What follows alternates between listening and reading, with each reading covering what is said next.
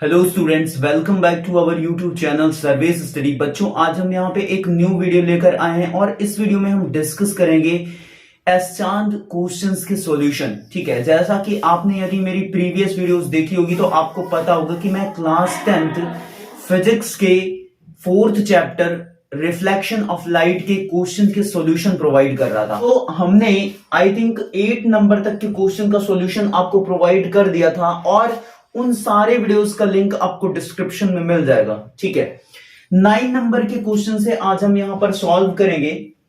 9 number का question कह रहा है बच्चों कि if an object is placed at a distance of 10 centimetre in front of a plane mirror, how far would it be from its image. ठीक है, first of all students की जो भी स्टूडेंट चैनल पे नए हैं वो चैनल को सब्सक्राइब कर लें, साथ ही साथ बेल आइकन भी प्रेस कर लें और ये वीडियो जितना ज्यादा हो सके उतना शेयर करें अपने फ्रेंड्स के साथ, जिससे उनको भी इस वीडियो से हेल्प मिल सके। ठीक है, और यदि वीडियो अच्छी लगे तो लाइक करिएगा।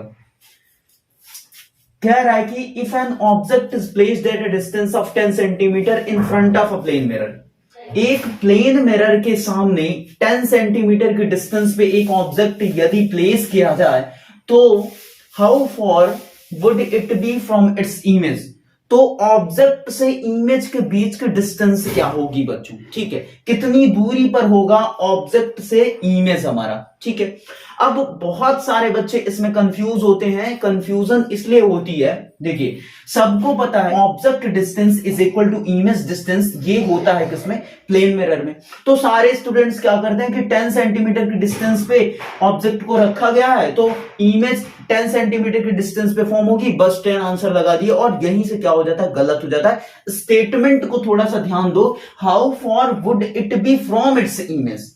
ठीक है, वो ऑब्जेक्ट अपनी इमेज से कितनी डिस्टेंस पे है, मिरर से ऑब्जेक्ट की डिस्टेंस नहीं पूछ रहा, मिरर से इमेज की डिस्टेंस नहीं पूछ रहा आपसे, ऑब्जेक्ट से इमेज की डिस्टेंस पूछ रहा है। ठीक है, ये ध्यान देने वाली बात है बच्चों। यहां पे अगर आप एक फिगर ड्रॉ करो कि सपोज करो कि ये हमारे पास एक प्लेन मिरर है और यहां पे मैंने एक ऑब्जेक्ट रख दिया और मिरर से इस ऑब्जेक्ट की डिस्टेंस कितनी है, 10 सेंटीमीटर। अब लाइट यहां से इंसिडेंट करेगी इस पे और ये इधर रिफ्लेक्ट होगी। तो सपोज करो इमेज यहां पे बन रहा है, ऑब्जेक्ट यहां था, इमेज यहां पे बन रहा है, तो ऑब्जेक्ट से मिरर की डिस्टेंस कितनी है, 10 सेंटीमीटर। इमेज से मिरर की डिस्टेंस 10 सेंटीमीटर। लेकिन क्या पूछ रहा है, how far would it be from its image. इस ऑब्जेक्ट से इमेज की डिस्टेंस क्या होगी, ऑब्जेक्ट इमेज से कितने डिस्टेंस पे है। तो यहां से मेजर करोगे 10 सेंटीमीटर इधर और 10 सेंटीमीटर इधर, तो ऑब्जेक्ट इमेज से कितनी डिस्टेंस पे है, 20 सेंटीमीटर। तो यहां पर इसका आंसर आपका आ जाएगा कितना बच्चों, 20 सेंटीमीटर। ये बात क्लियर है। 10 सेंटीमीटर कंफ्यूज होके नहीं लगाना है, क्योंकि वो तब लगाना है 10 सेंटीमीटर जब आपसे पूछेगा कि इमेज डिस्टेंस कितनी है, और इमेज डिस्टेंस हम कहां से मेजर करते हैं, मिरर से मेजर करते हैं। ठीक है, पोल से। नेक्स्ट क्वेश्चन कह रहा है बच्चों की which property of a light makes a pencil cast a shadow when it is held in front of a light source. ठीक है, यहां पर उस प्रॉपर्टी का नाम पूछ रहा है ऑफ लाइट। लाइट की वो प्रॉपर्टी बताओ जो कि क्या करती है, पेंसिल का एक शैडो बनाती है when it is held in front of a light source. जब पेंसिल को एक लाइट सोर्स के फ्रंट में रखा जाता है तो किस प्रॉपर्टी की वजह से पेंसिल की शैडो फॉर्म होती है बच्चों। ठीक है, तो प्रॉपर्टी यह है कि light travels in straight line. ठीक है, इस प्रॉपर्टी की वजह से पेंसिल की शैडो बनती है। किस प्रॉपर्टी की वजह से, कि light always straight line path में मोशन करती है। ठीक है, चलती है, स्ट्रेट लाइन पाथ में ट्रेवल करती है। ठीक, तो प्रॉपर्टी कौन सी है, लाइट। कहां पे लिख दूं, एक सेकंड मैं इसको इरेज कर दे रहा, ये 9 नंबर वाला।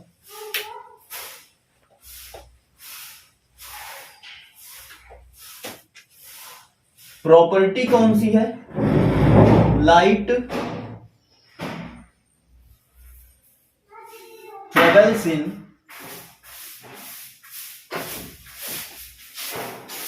Straight line.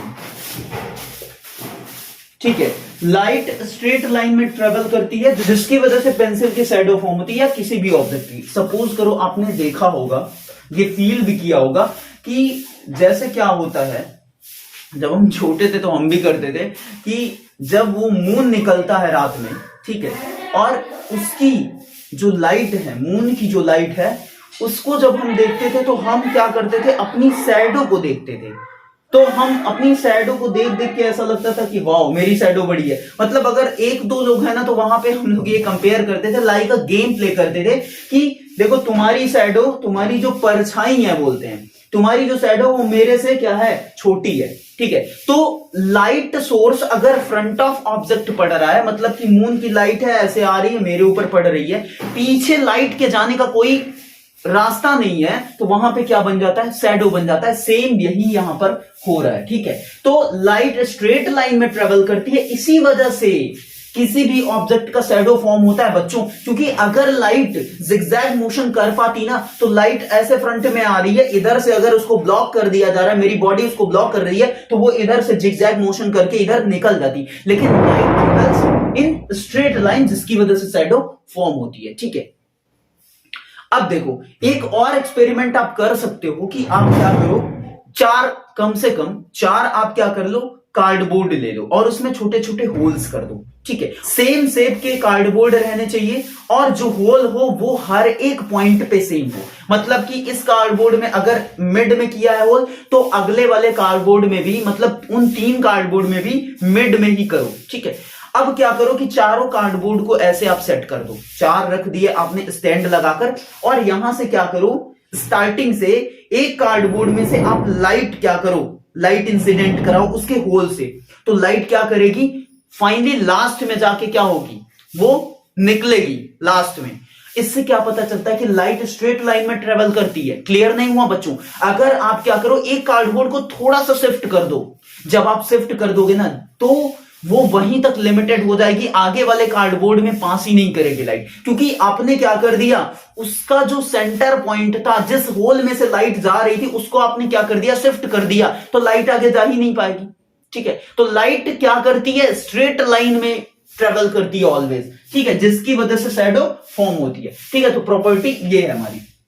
नेक्स्ट क्वेश्चन बच्चों कह रहा है कि the image seen in a plane mirror can not be formed on a screen, what name is given to this type of image. कह रहा है कि image seen in a plane mirror, एक प्लेन मिरर में जो image scene किया जाता है वो स्क्रीन पे फॉर्म नहीं किया जा सकता, और इस टाइप ऑफ इमेज को हम क्या बोलते हैं बच्चों, ठीक है। तो ये जो टाइप ऑफ इमेज है इसको हम बोलते हैं वर्चुअल इमेज। क्या बोलते हैं स्टूडेंट्स, वर्चुअल इमेज बोलते हैं, ठीक है। अच्छा, एक और इमेज होता है आपका, रियल इमेज होता है, और दूसरा वर्चुअल। तो इसका आंसर क्या होगा, वर्चुअल, वर्चुअल इमेज, ठीक है। तो वर्चुअल इमेज है ये, जो प्लेन मिरर के थ्रू फॉर्म होता है। एक और इमेज है आपका बच्चों, रियल इमेज, ठीक है। जब लाइट रेज एक्चुअली में क्या होती हैं, किसी एक पॉइंट पर 2 light rays, reflected light rays cut करती हैं, तो उस केस में कैसा इमेज बनता है, रियल इमेज बनता है। और जब एक्चुअली में मीट नहीं होती, ऐसा हमको लगता है कि मीट हो रही है, तो उस केस में हमारा वर्चुअल इमेज फॉर्म होता है, ठीक है। जैसे कि अगर हम कॉनकेव मिरर और कॉन्वेक्स मिरर की बात करें, तो कॉन्वेक्स जो मिरर है उसमें ऑलवेज वर्चुअल इमेज बनता है। कॉनकेव मिरर में एक कंडीशन ऐसी है जिस केस में आपका क्या होता है, वर्चुअल इमेज बनता है, उसके अलावा सारे ही केसेस में रियल इमेज आपका फॉर्म होता है, ठीक है। नेक्स्ट क्वेश्चन कह रहा है बच्चों की, when light is reflected the angles of incidence and the reflection are, यहां पे इक्वल होगा, बहुत ही सिंपल सा है ये question, fill in the blanks था। और ये क्या है बच्चों, ये है लॉ ऑफ रिफ्लेक्शन, ठीक है। 13 नंबर क्वेश्चन है, कह रहा है कि ट्रू और फॉल्स बताना है यहां पर। A student says that we can see an object because light from our eyes is reflected back by the object, ठीक है। अब एक स्टूडेंट है, एक बच्चा है, और ये स्टेटमेंट उसने दे दिया, हमको चेक करके बताना है कि ये स्टेटमेंट करेक्ट है या फिर इनकरेक्ट है। कह रहा है कि we can see an object, हम एक ऑब्जेक्ट को देख सकते हैं, because light from eyes is reflected back to the object, ठीक है। ये तो सारी कहानी उल्टी कर दिया। ये कह रहा है कि हम एक ऑब्जेक्ट को देख पाते हैं, ये सपोज करो आपके पास है प्लेन मिरर, यहां पर एक ऑब्जेक्ट रखा हुआ है, और यहां से ये लाइट इंसिडेंट हो गई, और उसके बाद ये रिफ्लेक्ट हो गई, ये हो गया आपका नॉर्मल, ठीक है, ये नॉर्मल हो गया। एक सेकेंड, नॉर्मल नॉर्मल नॉर्मल, ये नॉर्मल हो गया, ठीक है। और ये हो गई आपकी IR इंसिडेंट रे, और ये हो गई RR रिफ्लेक्टेड रे, ठीक है। और ये आपका नॉर्मल, ये RR केवल मत समझ लेना, ठीक है। अब कह रहा है कि हम ऑब्जेक्ट को देख पाते हैं because light from eyes is reflected back by the object, ठीक है। लाइट फ्रॉम आवर आईज, हमारे आईज से लाइट क्या होती है, रिफ्लेक्ट होती है ऑब्जेक्ट पे, जिसकी वजह से हम देख पाते हैं। नहीं स्टूडेंट्स, ये जस्ट अपोजिट बता दिया। अगर ऑब्जेक्ट यहां पर रखा हुआ है ना, तो ऑब्जेक्ट पर जो लाइट पड़ती है वो रिफ्लेक्ट होकर हमारी आईज पे पड़ती है, तब हमको ऑब्जेक्ट दिखता है, ठीक है। जैसे कि अगर हम डार्क रूम में जाते हैं तो वहां पे हमको ऑब्जेक्ट्स नहीं दिखते हैं, लेकिन जैसे ही हम लाइट ऑन करते हैं तो वहां पे ऑब्जेक्ट दिखने लग जाते हैं।